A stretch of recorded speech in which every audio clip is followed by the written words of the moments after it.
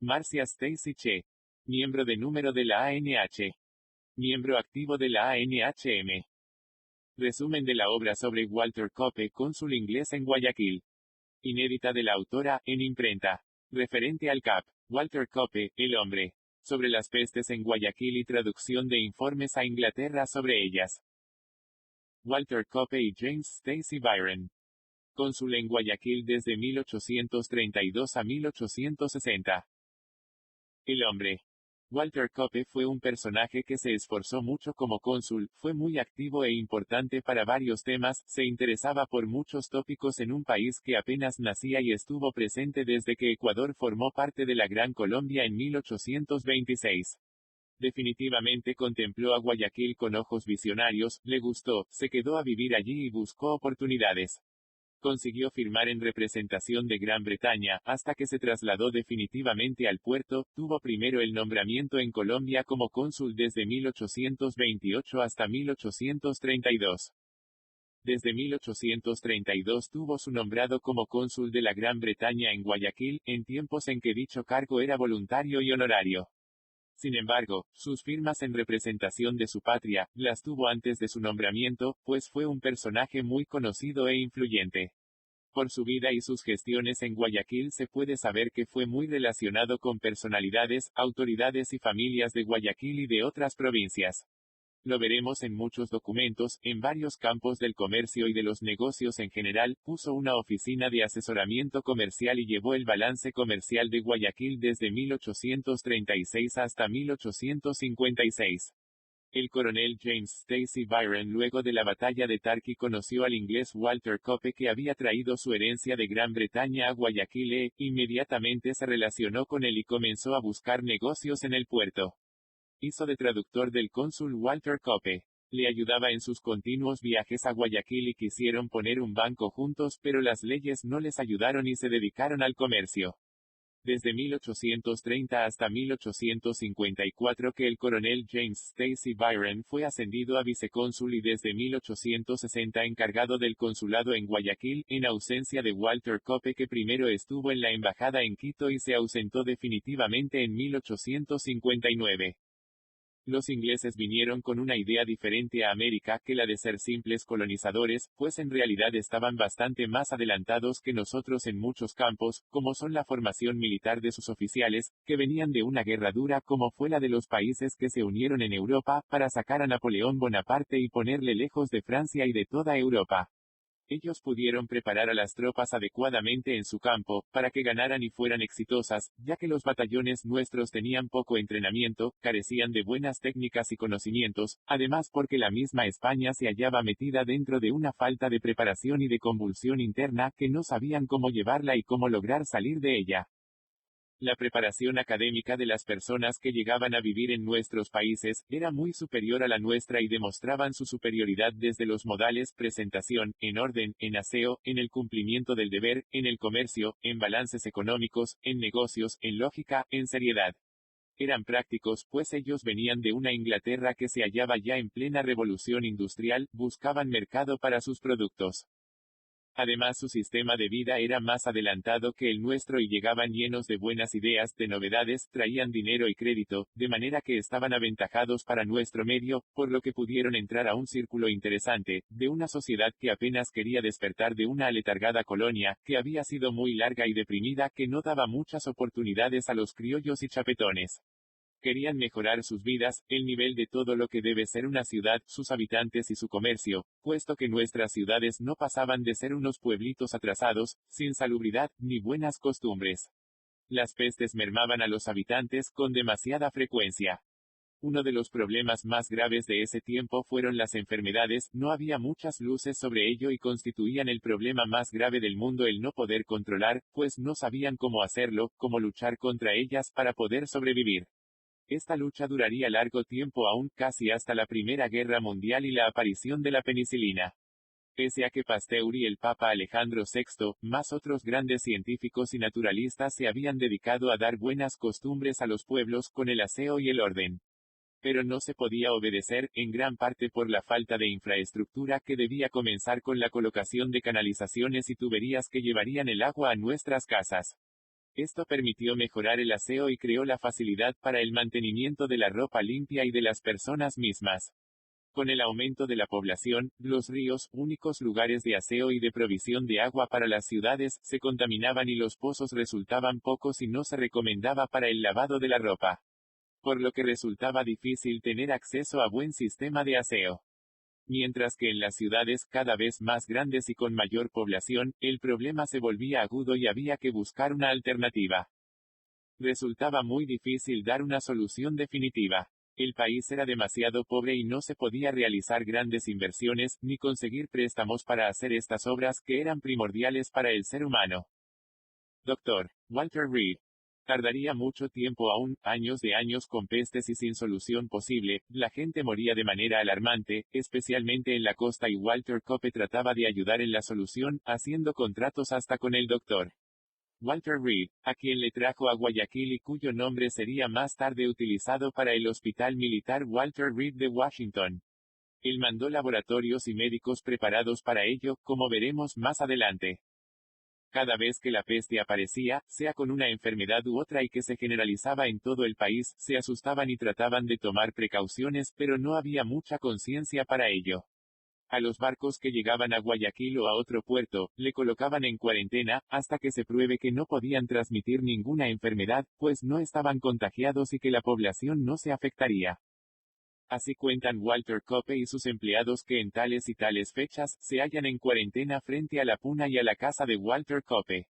Cuando salían de la cuarentena, podían sus pasajeros bajar del barco y las personas que estaban en tierra pudieran tener acceso a los barcos y a los productos que ellos traían para negociar en el puerto.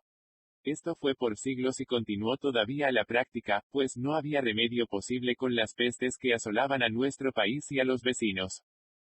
Tenemos la presencia mundial de Louis Pasteur, biólogo francés n. Dole, Borgoña el 27-12-1822.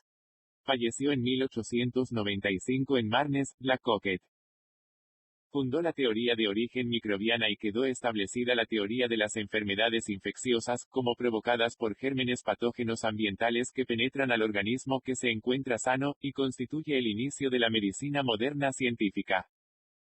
También Pasteur desarrolló la vacuna para la rabia que resultaba una verdadera tragedia para la humanidad. Duraría aún muchos años en perfeccionarse y en que se utiliza a lo largo del mundo de entonces. Con Pasteur vino la conciencia del aseo, sin embargo por más que se luchaba contra ello, se necesitaba modernizar el sistema de abastecimiento de agua. No sería sino a principio de 1900 que apenas se inicia la canalización de Quito y Guayaquil. Se hicieron contrato con los alemanes para que trajeran tuberías, y todos los implementos para poner baños modernos, griferías, servicios, bidets, lavabos y duchas.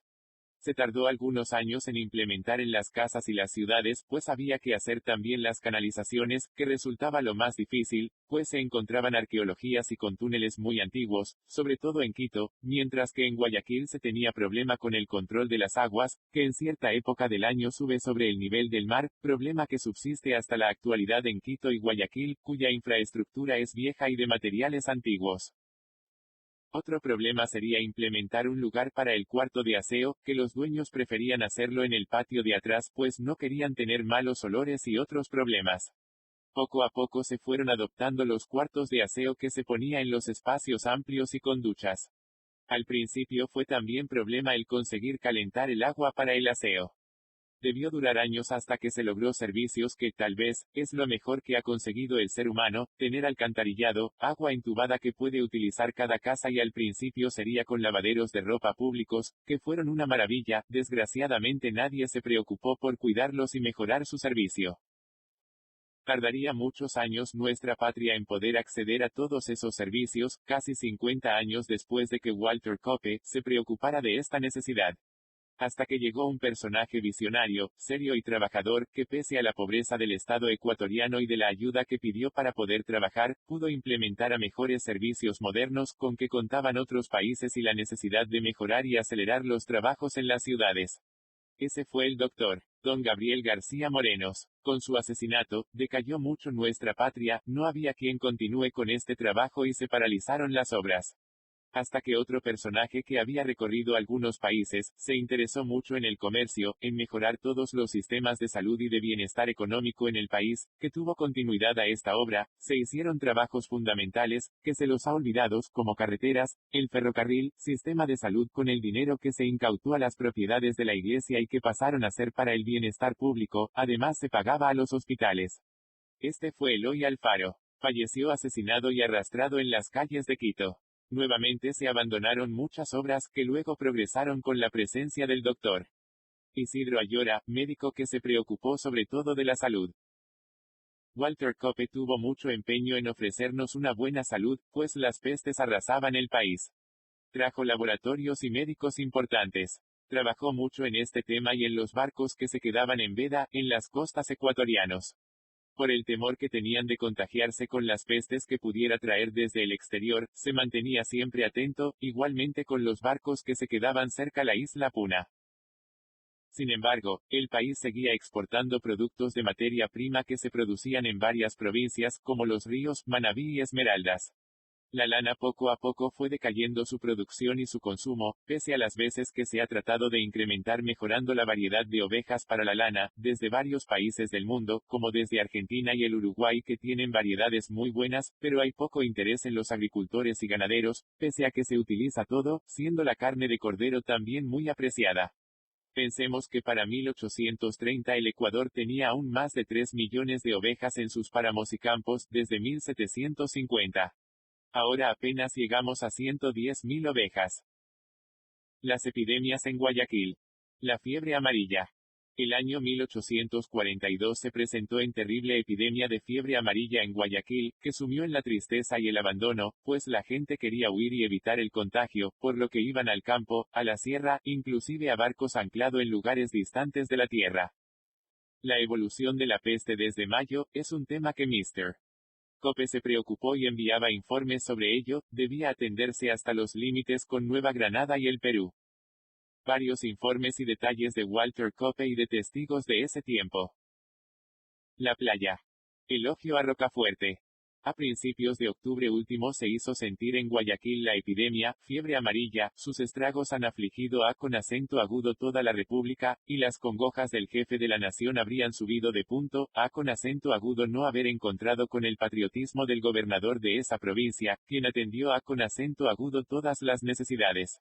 Ese digno magistrado prestó toda suerte de protección al desvalido, él descuidó su propia existencia, y ha hecho los esfuerzos que apenas son imaginables para aniquilar la enfermedad, procurando al mismo tiempo que ningún menoscabo sufriesen los negocios públicos de su incumbencia.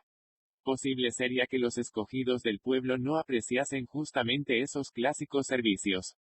No, señores, ciertamente que no serán vanas las esperanzas que el gobierno alimenta a con acento agudo ese respecto.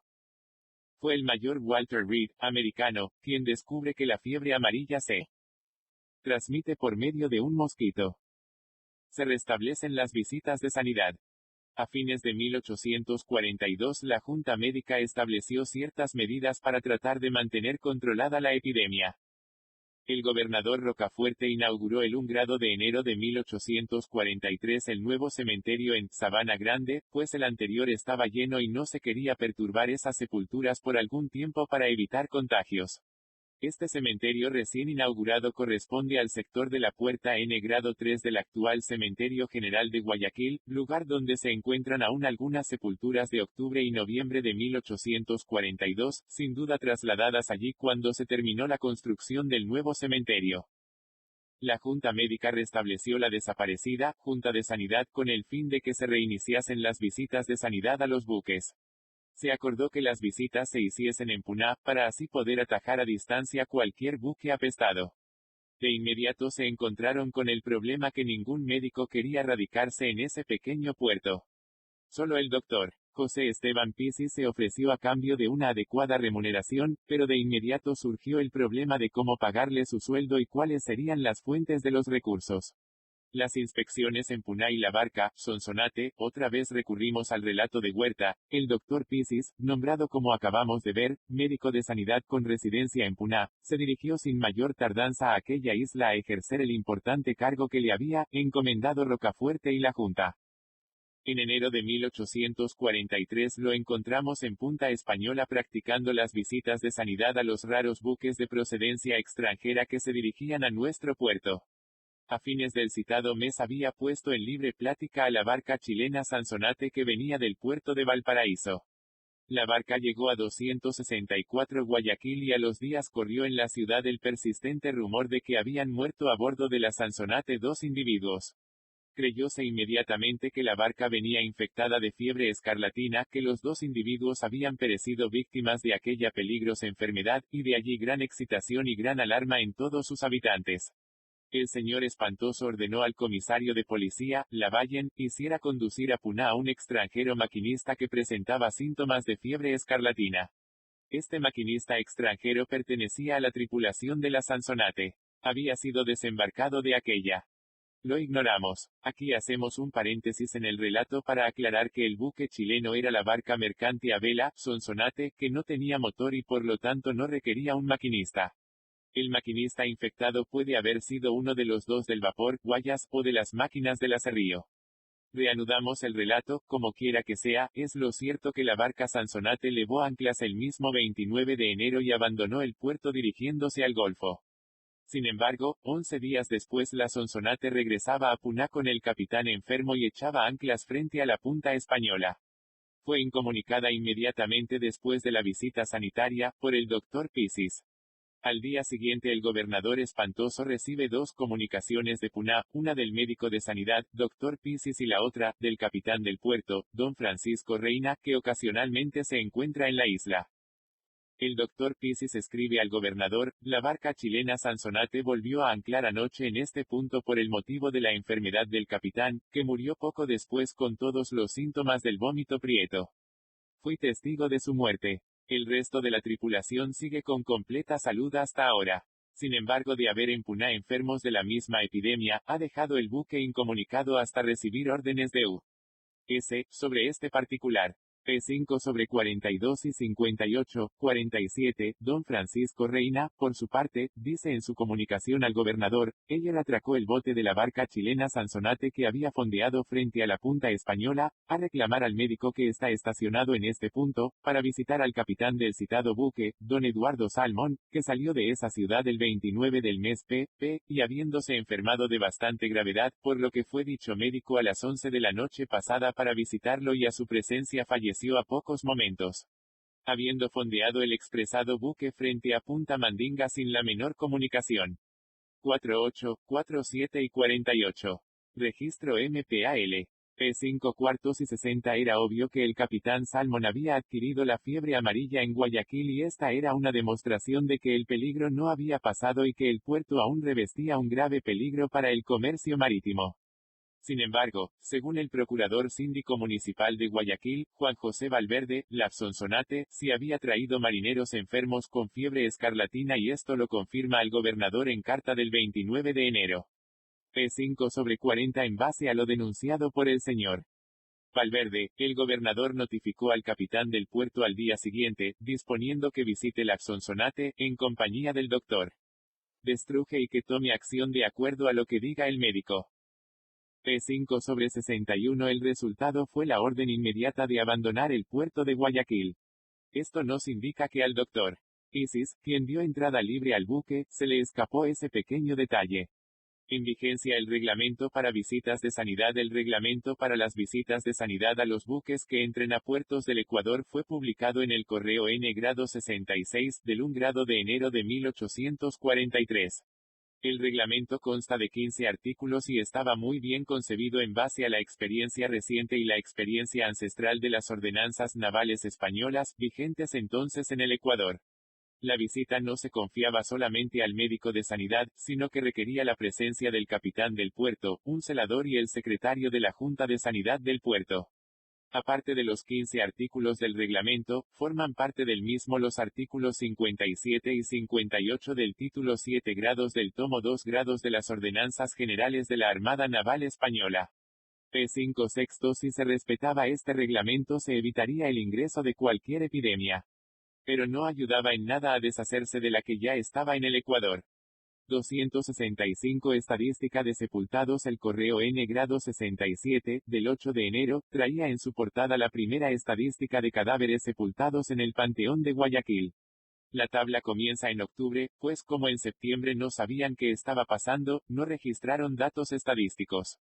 Las cifras eran escalofriantes para una ciudad que no excedía de los 20.000 habitantes. Octubre, 459 cadáveres. Noviembre, 793. Diciembre, 203. Se ve que el pico mayor fue noviembre y la baja, solo 203 en diciembre, dio esperanzas de que la epidemia estaba desapareciendo. P5 Las reacciones de las autoridades de puertos del Perú con frecuente tráfico con Guayaquil no se hicieron esperar. La misma edición de El Correo publica un decreto, de fecha 5 de diciembre, por el cual el gobernador de Piura cierra totalmente la comunicación de esa provincia por tierra y por mar con el Ecuador. El decreto, de 12 artículos, es muy estricto en el cumplimiento de esa disposición y en especial del control del contrabando que sabían se daría de inmediato. Los buques provenientes del norte, aunque no vinieran de un puerto infectado, tendrían que cumplir una estricta cuarentena, sin tiempo establecido. Juego político con asuntos sanitarios. Con fecha 12 de enero se notificaba al corregidor de Guayaquil que el presidente había aprobado el acta en la cual se establecía la Junta de Sanidad. El objeto de la comunicación era disponer que el corregimiento pague 60 de los 120 as mensuales que se le había asignado como sueldo al médico de turno. El corregidor se tomó su tiempo para darle trámite al pedido, pues su anotación al margen dice que se transcriba con fecha 4 de marzo a la Junta Administrativa, que a fin de cuentas es la que debía hacer el pago transfiriendo el dinero a la Tesorería Provincial. P5/14 Esto significaba que el facultativo no recibiría medio sueldo hasta ese mes. ¿Por qué la demora? Puede ser que el corregidor no haya recibido el oficio en la fecha que consta en el encabezamiento, sino algunos días después. Aún así, la demora no se la puede justificar. Es posible que como en esa época el corregidor era José María Maldonado y él estaba distanciado de Rocafuerte a pesar de que habían trabajado juntos los meses anteriores por razón de la lucha contra la peste, la demora sea por razones políticas, lo cual indicaría que las pasiones políticas estaban, aún en esos momentos, por sobre la lógica y los intereses comunitarios. Medidas de autoprotección en la península. El corregidor del Morro contesta al gobernador de Guayaquil, con fecha 17 de enero, una denuncia hecha por el tesorero de Guayaquil en relación a que los jueces de Santa Elena no están permitiendo el arribo de embarcaciones a los puertos de esa jurisdicción. El gobernador pide al corregidor que dé a los jueces las instrucciones del caso. P5/31 Esta situación no se corregiría tan fácilmente, pues los pueblos de la península vivían relativamente aislados del resto de la provincia y ellos querían, a toda costa, impedir que ingrese la peste a sus comunidades. El problema de desacato a las órdenes superiores, que llegó hasta la violencia por criterios divergentes entre las autoridades locales, continuaría por algún tiempo por cuanto esas comunidades solo podían protegerse manteniendo su aislamiento. Cuarentena. Perú reaccionó antes que Ecuador. El Correo. El Correo N-69, del 22 de enero, publica el acta de la Junta Médica que estableció la Junta de Sanidad de Guayaquil. Al comienzo consta la aprobación del presidente a todo lo actuado. P5/35 Ese mismo número publica un decreto dado por el encargado del Poder Ejecutivo del Perú con fecha 31 de octubre de 1842, por medio del cual se establece la cuarentena para los buques que vengan de Guayaquil y puertos al norte de él, hasta Panamá. Ese decreto era menos estricto que el dado por el gobernador de Piura el 5 de diciembre y, en esa provincia, se acataba este último ya que aseguraba una mayor protección. 266. Sin embargo, es notable la inmediata reacción del gobierno peruano, pues se emitió un decreto preventivo frente a una amenaza, antes que en el Ecuador se reaccionara oficialmente frente a un desastre que se estaba viviendo. Irizarry publicó en el Correo N-70, del 29 de enero, una refutación a un artículo publicado en el Comercio de Lima N-1059. El artículo mezclaba la epidemia de fiebre amarilla con la presencia del general Santa Cruz e Irizarry, en una obvia maniobra de desprestigio político. Irizarry no pierde la oportunidad de salir a la defensa de Santa Cruz y de sí mismo. El artículo dice que tanto Santa Cruz como su prosélito, Irizarry, se esforzaron por persuadir de que la epidemia no era fiebre amarilla e Irizarry lo refuta, cuando la mayor parte de los médicos de Guayaquil se mataban y mataban a sus enfermos por persuadirse que la fiebre amarilla no era fiebre amarilla. El prosélito de la verdad sostenía la opinión del doctor Destruje y del doctor Pisis defendiendo que había lo que había, y que esta enfermedad se comunicaba de unos a otros, según el testimonio de nuestros sentidos, dejando a un lado las opiniones nada claras de los no contagionistas. P5/41. Dicha sea la verdad, ni en el correo semanal ni en el correo se publicó, antes del N-70, lo que dice Irizarry, y me parece un poco tonto que use esos argumentos cuando era fácilmente comprobable que mentía con solo revisar esos periódicos. Puede ser que haya expresado esas opiniones personalmente, pero si las creía, ¿por qué no las publicó en sus periódicos? Tememos que la excusa de Irizarry en este caso nos muestra su verdadero carácter como periodista manipulador de la opinión pública. Con fecha 1 de febrero el gobernador comunicó oficialmente al cónsul de Chile, Sr. Plata, lo ocurrido con la barca, Sonsonate, con el fin de que tome las medidas adecuadas. P5/49. El correo nos reporta en su N-72, del 12 de febrero, que el número de cadáveres enterrados en el panteón en enero fue de 107, lo que era una baja considerable del pico de noviembre de 1842, pero aún alto para la media normal que no pasaba de 60 muertes al mes antes de la epidemia. P5/62. En ese mismo número Irizarry lanza un nuevo y virulento ataque contra el Dr. García, sin duda motivado por el artículo de El Comercio de Lima. García había aceptado que se había equivocado, pero como justificativo hacía ver que él había sido uno de tantos que habían cometido la misma equivocación. El doctor no reconocía el papel preponderante y decisorio que le había otorgado su cargo e Irizarry se encarga de demostrarle que el cargo era como el de un centinela en el ejército, de quien depende la seguridad de todos pues es el primero en ver el peligro. Irizarry destroza a García en ese artículo, pero parecería que el doctor tenía una piel bien gruesa, pues continuó su trabajo como si nada había pasado y las autoridades hasta le dieron la dirección de la delicada tarea de vacunar a los niños contra la viruela. Más adelante aspiraría a cargos políticos. El día 13 de febrero el gobernador ordena al capitán del puerto mantener a la Sonsonate en estricta cuarentena con el fin de impedir que entre en contacto con los vecinos de Puná.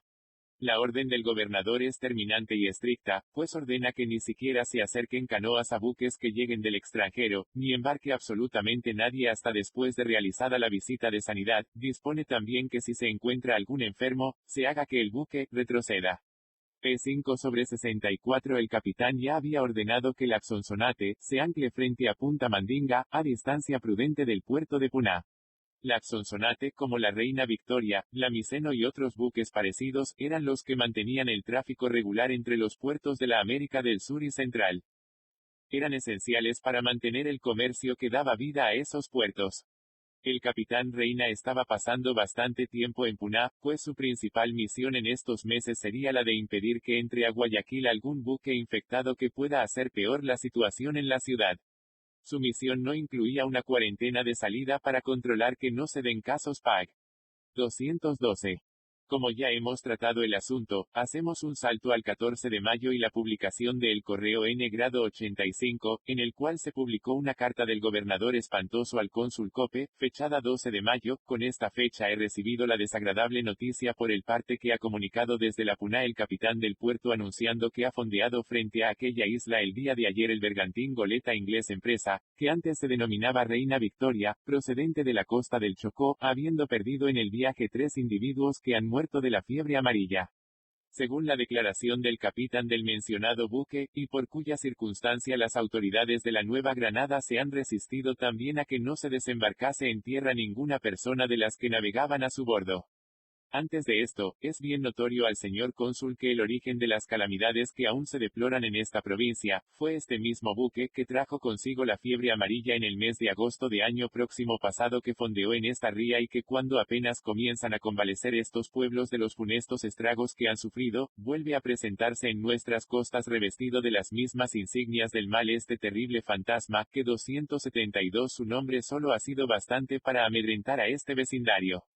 que se ha cubierto de luto en la época dilatada de más de 8 meses que ha resistido a una epidemia que ha devorado tantas víctimas, y ha sumido al país en una ruinosa miseria. Para evitar, pues, la repetición de nuevos desastres, he tenido por conveniente reunir la Junta de Sanidad para deliberar sobre el asunto, y su resultado fue que se nombre un individuo para que pase a examinar la tripulación y el estado de aquel buque, y habiendo sido nombrado el facultativo Dr. Juan B. Destruje, parte con esta misma fecha a evacuar su comisión con la celeridad que exige el caso. Si del examen que se haga y de las diligencias juradas que he ordenado al capitán del puerto practique por su parte con el capitán del buque y su tripulación, resultasen comprobados los antecedentes que dejo indicados, he resuelto que inmediatamente se disponga la salida del bergantín Empresa, y que no se le permita en adelante ni aun acercarse a nuestras costas porque parece que él está demarcando el signo de las calamidades en que se ha visto envuelta esta desgraciada provincia, pudiendo asegurar al señor cónsul, con la más franca sinceridad, que si el bergantín Empresa enarbolase en el día el pabellón de la República y no estuviese a cubierto bajo la respetable bandera de S. M. P. ya le habría permitido entrar a este puerto para que fuese devorado por las llamas del fuego, a fin de satisfacer de algún modo con esta medida, la multitud de lágrimas que ha arrancado a estos habitantes tan funesta como aciaga embarcación.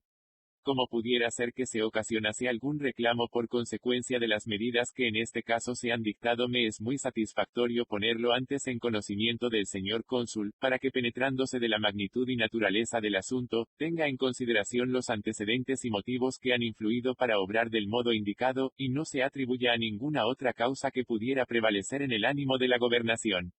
Con este intento he prevenido también al capitán del puerto que el resultado de todas las diligencias se ponga en conocimiento del señor cónsul.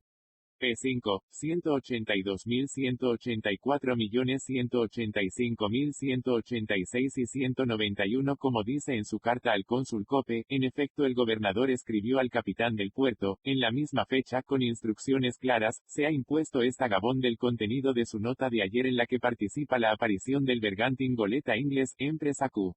Ha fondeado frente a con acento agudo esa isla trayendo consigo nuevamente la infección de la epidemia Q. Aún subsiste en esta provincia, y Q. fue origen de tan funesto mal. Para esclarecer el asunto he determinado que pase a con acento agudo examinar el buque El Sor. Dr. Juan B. Destruje, a con acento agudo quien se asociará para proceder a con acento agudo formar las declaraciones juradas tanto del capitán del mencionado buque como de su tripulación, pasando copia de ellas al señor cónsul de S. M. Británica, con todos los demás antecedentes que reúna y sean del caso, y remitiendo los originales a con acento agudo esta gobernación. Como la aparición de dicho buque es sumamente aciaga y aún odiosa pa. Los habitantes de esta provincia como lo será mucho más si aún conserva el foco de la epidemia Q.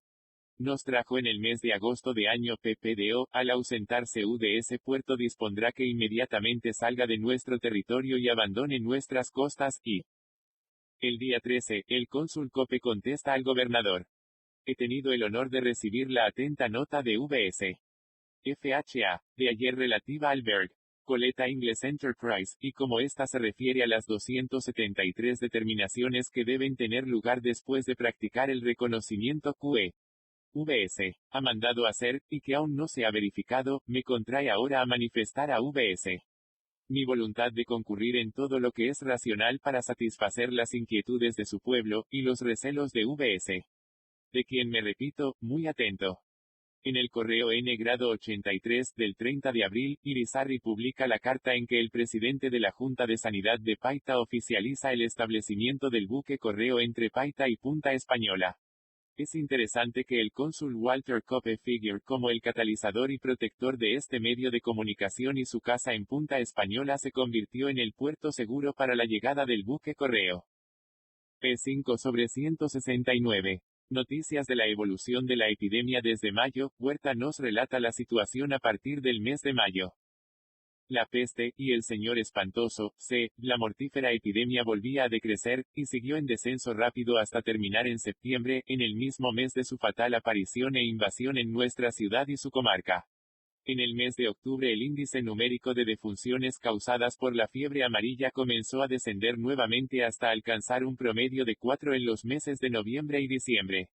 Esta bajas y estas alzas de la fiebre amarilla, después de la gran epidemia de 1842, se proseguirán con ritmo irregular por espacio de varios años, adquiriendo poco a poco la maligna enfermedad del carácter endémico que, en realidad, ha conservado hasta estos últimos años, 1947, en que fue extirpada radicalmente de entre nosotros, no sin haberse manifestado antes en algunas otras ocasiones, con caracteres de verdadera epidemia.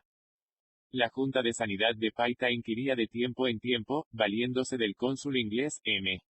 Walter Cope, con quien mantenía relaciones directas por medio del buque correo establecido desde el mes de abril, inquiría, decimos, del gobernador de Guayaquil, noticias sobre el estado del progreso o disminución de la mejor voluntad informaba frecuentemente a don Eugenio Raigada, presidente de la Junta de Sanidad peruana sobre la marcha de la fiebre amarilla. P5/173 en Perú, no olvidemos, cambiaban los funcionarios muy frecuentemente por la inestabilidad política que aquejaba a ese país. En abril, el presidente de la Junta de Sanidad y capitán del puerto de Paita era Francisco Carrasco, pero para mayo, como hemos visto en el relato de Huerta, era el señor Raigada. El anuncio de la terminación de la epidemia se hizo también por la gobernación al cónsul general de Inglaterra Walter Cope, al de Nueva Granada, el popular y filántropo don Antonio Pérez, al de Francia, M. Leoncio Lebrun y al de Chile, Francisco Márquez de la Plata, con el fin de que estos agentes del comercio internacional comunicaran la noticia a sus respectivos países y se reanudasen las relaciones comerciales, interrumpidas desde la invasión de la funesta epidemia. P5/294 La señal más evidente del restablecimiento del comercio y el tráfico de buques mercantes se lo puede visualizar en el correo N-99, del 20 de agosto. En él se publica, por primera vez desde octubre de 1842, el movimiento del puerto, así como 2 avisos de salida de buques que estaban prestos a recibir carga y pasajeros. P5/303 Sin embargo, este alivio no duraría mucho tiempo. Peacock insiste en el guano. Una de las personas que veía grandes posibilidades en el Ecuador era el capitán George Peacock, quien a pesar de que ya no venía a Guayaquil regularmente en los vapores de la PSNC, mantenía su interés por el potencial del guano que él pensaba había en abundancia. El 1 grado de enero le escribió desde Lima al gobernador Espantoso, cuando tuve el honor de verme con VS. En Guayaquil en octubre PPDO. Sobre el objeto de permitirme cargar un buque que yo fleté, la Paranata, de guano de la isla de Santa Clara que según decreto expedido por su gobierno haciéndome la gracia particular de permitirlo gratuitamente después de la colocación del faro, y que VS. tuvo a bien de negármelo en este tiempo, por lo tanto estimaría a VS. se sirviera poner en mi conocimiento cuáles son las razones que motivaron la negativa, y si es de su poder por ahora de permitírmelo, lo que espero de su gracia para poder mandar otro buque a Guayaquil. P6/3 Esta carta nos revela que uno de los 2 buques de la PSNC estuvo en Guayaquil para mantenimiento en octubre de 1843. Este buque debe haber cumplido cuarentena a su llegada de Guayaquil al puerto de destino, aunque es posible que haya sido una cuarentena corta, pues no debe haber llevado ni pasajeros ni carga. La visita no tardó sino 2 días. Marcia Stacy Che.